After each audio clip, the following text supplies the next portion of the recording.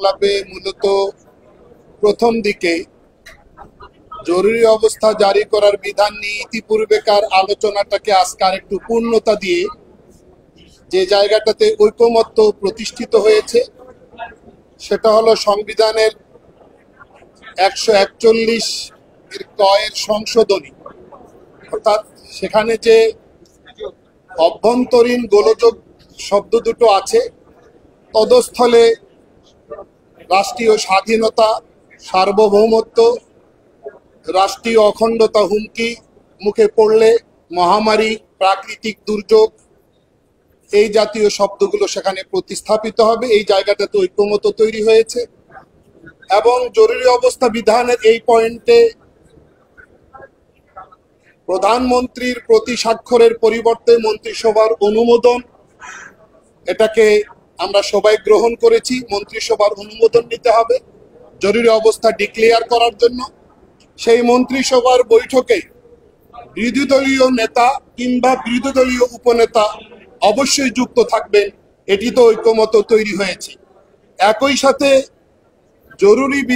জরুরি অবস্থা জারি করা এই বিষয়টি, ইমার্জেন্সি ডিক্লেয়ার করার এই বিষয়টি কোনোভাবেই যেন রাজনৈতিক হাতিয়ার হিসাবে ব্যবহৃত না হয়।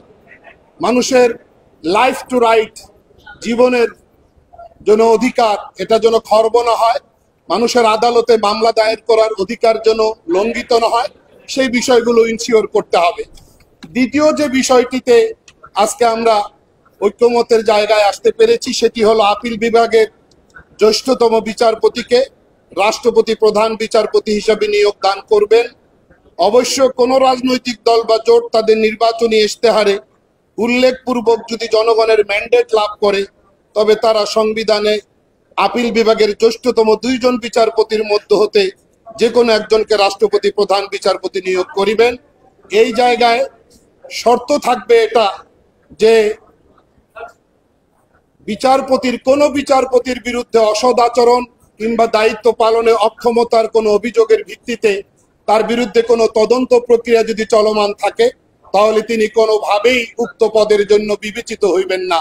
এইটা শর্তযুক্ত করে আমরা এই জায়গায় একমত হয়েছি যে রাষ্ট্রপতি প্রধান বিচারপতি পদে আপিল বিভাগের জ্যেষ্ঠতম বিচারপতিকে নিযুক্ত করবেন।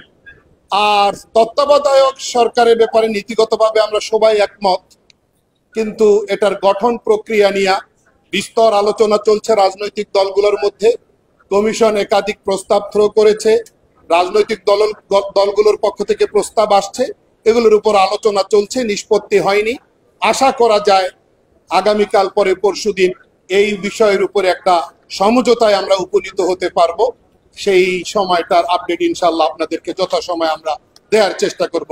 সাংবাদিক বন্ধু আপনাদের সবাইকে ধন্যবাদ। আসসালামু আলাইকুম।